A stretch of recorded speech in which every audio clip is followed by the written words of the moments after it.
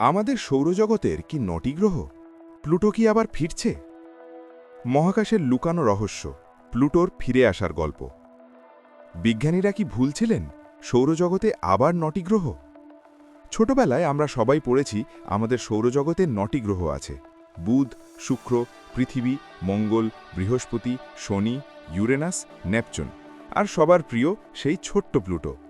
কিন্তু ২০০৬ সালে হঠাৎ একদিন আমাদের বলা হলো প্লুটো আর গ্রহ নয়, মাত্র ৮টি গ্রহ নিয়ে আমাদের থাকতে হবে।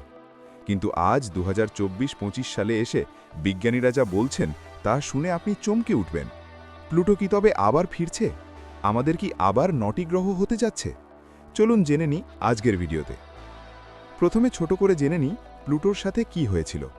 ইন্টারন্যাশনাল অ্যাস্ট্রোনমিক্যাল ইউনিয়ন বা IAU গ্রহ হওয়ার জন্য ৩টি শর্ত দিয়েছিল। গ্রহটিকে সূর্যের চারদিকে ঘুরতে হবে, এর যথেষ্ট ভর থাকতে হবে যাতে এটি গোল আকার পায়, এবং সবথেকে গুরুত্বপূর্ণ, এর কক্ষপথ পরিষ্কার হতে হবে, অর্থাৎ আশেপাশে অন্য কোনো মহাজাগতিক বস্তু থাকা চলবে না।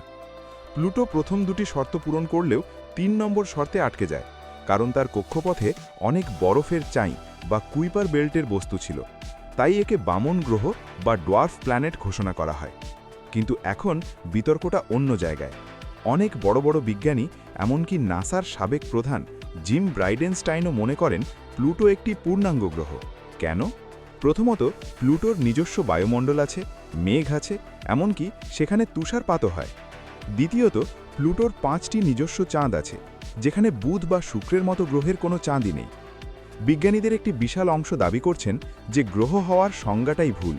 তাদের মতে, যদি কোনো মহাজাগতিক বস্তু ভূতাত্ত্বিকভাবে সক্রিয় থাকে তবে তাকে গ্রহ বলা উচিত। সেই হিসেবে প্লুটো অবশ্যই একটি গ্রহ। মহাকাশের চমক এখানেই শেষ নয়।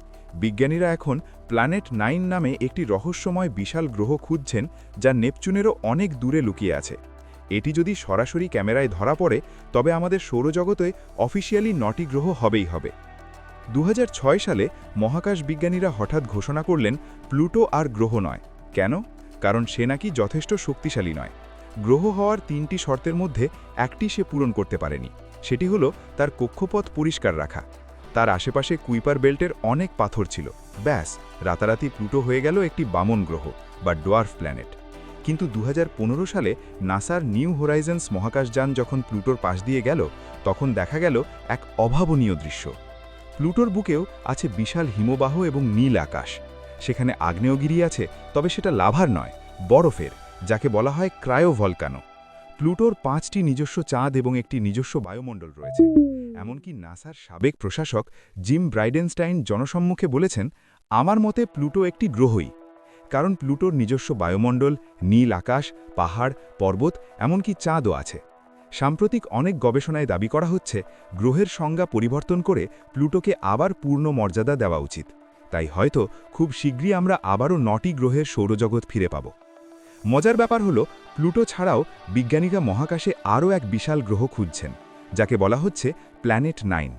কুইপার বেল্টের বস্তুগুলোর অদ্ভুত আচরণ দেখে ক্যালিফোর্নিয়া ইনস্টিটিউট অফ টেকনোলজির বিজ্ঞানীরা ধারণা করছেন পৃথিবীর চেয়ে 10 গুণ বড় একটি বিশাল গ্রহ আমাদের সৌরজগতের অনেক দূরে লুকিয়ে আছে।